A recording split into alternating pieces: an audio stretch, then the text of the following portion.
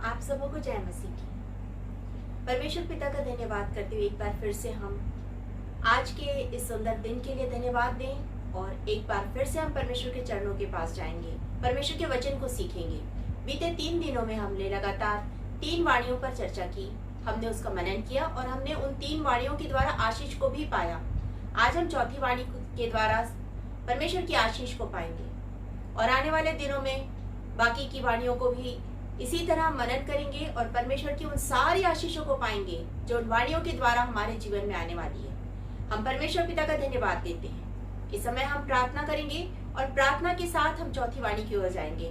अपनी आंखों को बंद करेंगे और हम प्रार्थना करके परमेश्वर से सामर्थ्य को मांगेंगे ताकि हम समझ सके कि परमेश्वर आज हमसे इन वाणियों के द्वारा क्या कहना चाहते हैं। अपनी आंखों को बंद करें। धन्यवाद धन्यवाद धन्यवाद सामर्थ्य पिता, एक बार फिर से हम धन्यवाद करते हुए अपने प्रिय लोगों के साथ आपके चरणों के निकट आते हैं। बीते 3 दिनों के लिए धन्यवाद देते हैं, आज के चौथे दिन के लिए भी आपका धन्यवाद करते हैं पिता।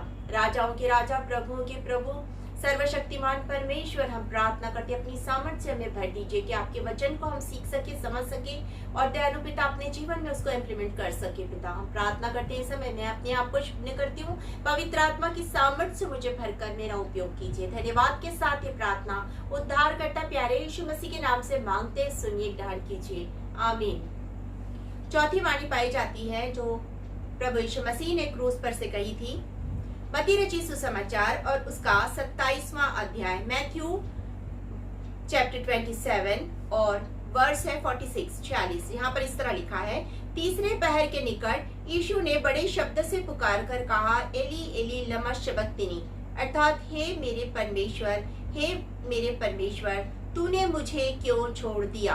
परमेश्वर अपने वचन के पढ़े सुने जाने पर आशीष दे। हे परमेश्वर तूने मुझे क्यों छोड़ दिया।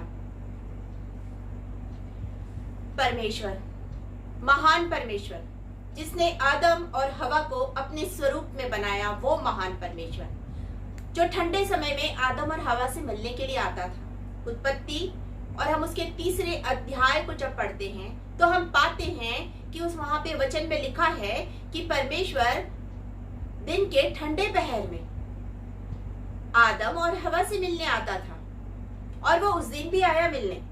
लेकिन जब वो मिलने आया, अब समय बदल गया था।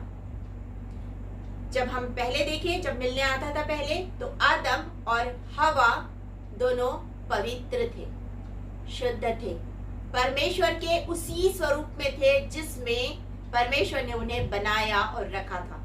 लेकिन अब जब मिलने के लिए आया तो स्वरूप बदल गया था, क्योंकि जब हम 3रे अध्याय उत्पत्ति उसके 3रे अध्याय के पहले वचन से पढ़ते तो वहां हम पाते हैं कि शैतान ने वहां प्रवेश कर लिया था।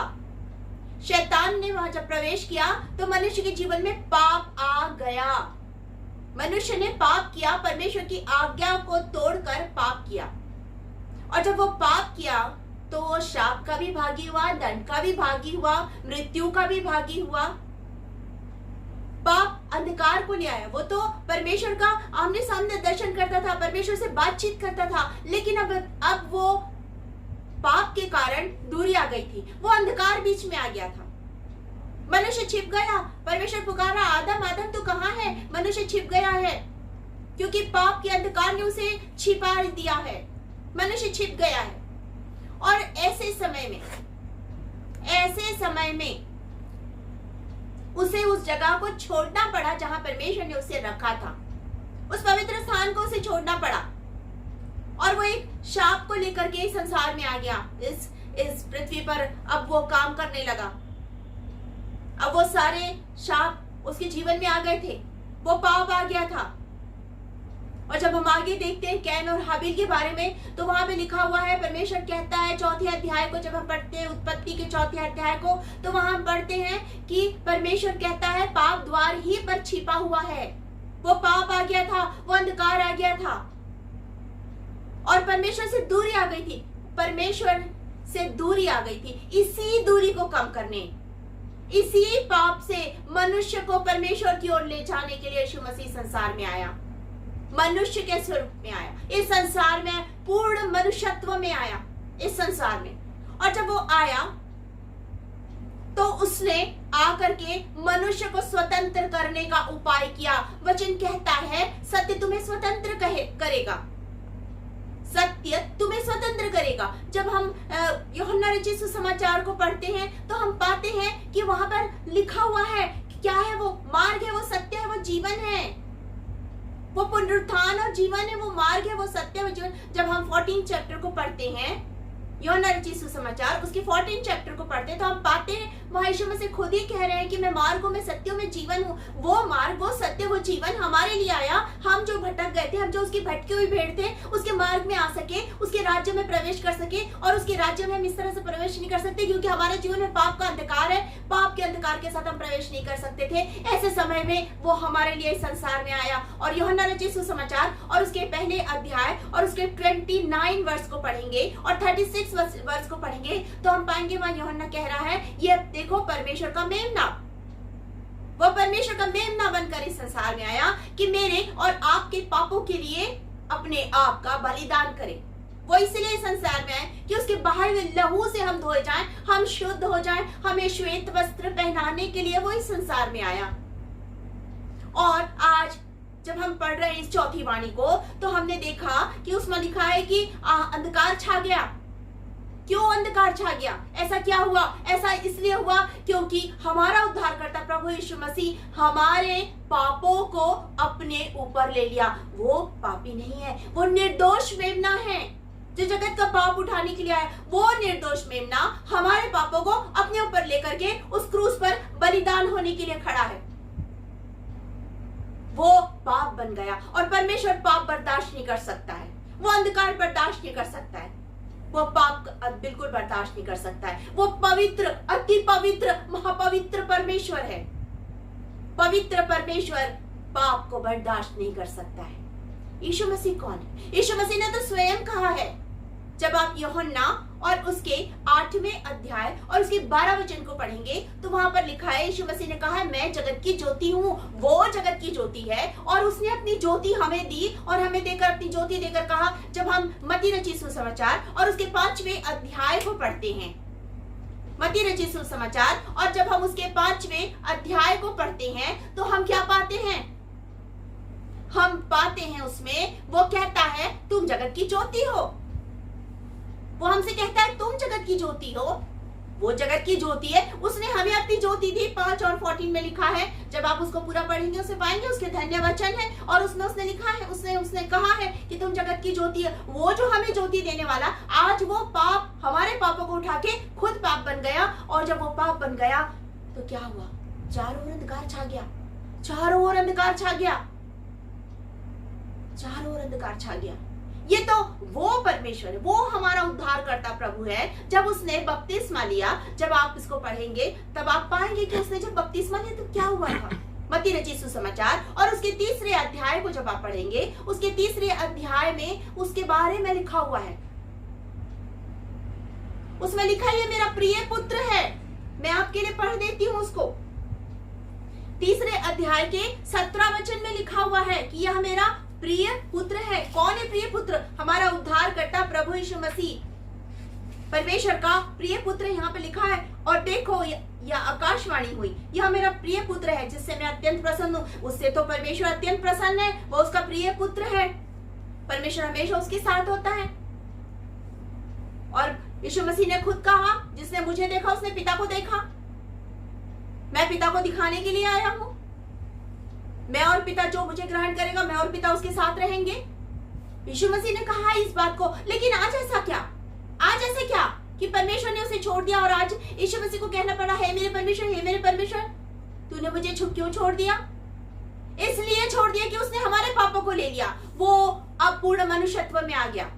आप याद कीजिए लूका रचित सुसमाचार। और जब लूका रचित सुसमाचार के 22 अध्याय को हम पढ़ते हैं तो हम पाते हैं कि वो प्रार्थना कर रहा है, वेदना के साथ प्रार्थना कर रहा है। गतसमनी के बाग में वो प्रार्थना कर रहा है। लूका रचित सुसमाचार उसके 22 अध्याय और उसके 42 वचन से 44 वचन तक आप पढ़ेंगे। वो बड़ी वेदना के साथ प्रार्थना कर रहा और कह रहा है कि तू चाहे तो कटोरा मेरे सामने से हटा ले,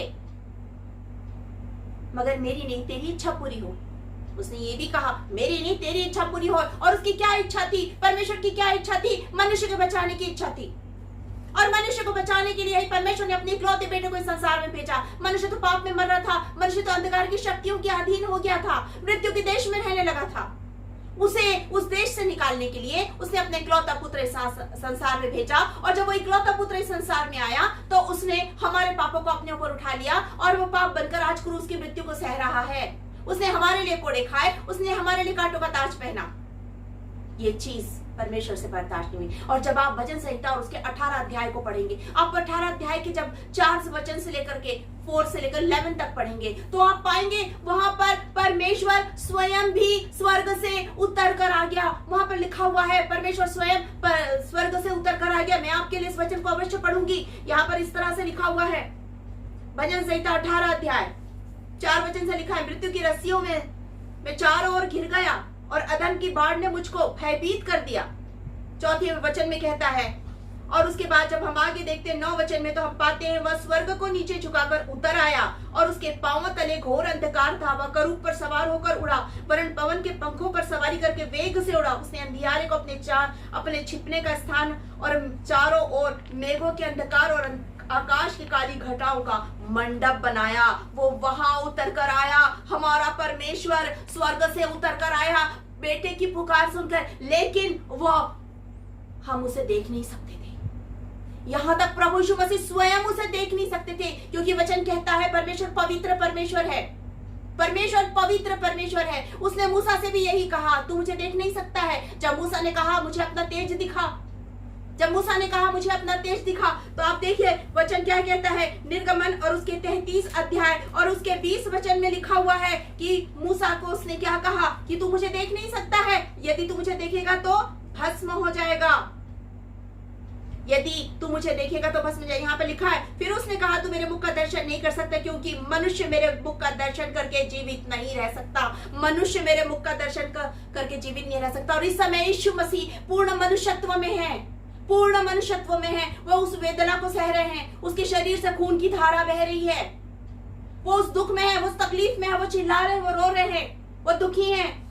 वो उस पाप को उठाकर, वो जगत का मेमना, वो हमारे परमेश्वर का मेमना जगत के पापों को उठा करके आज सूली पर है।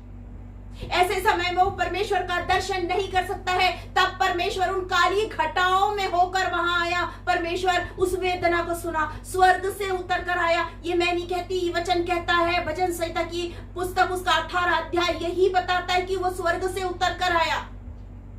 लेकिन मनुष्य, यहां तक प्रभु यीशु मसीह स्वयं दर्शन नहीं कर सकते थे। चारों ओर अंधकार छा गया।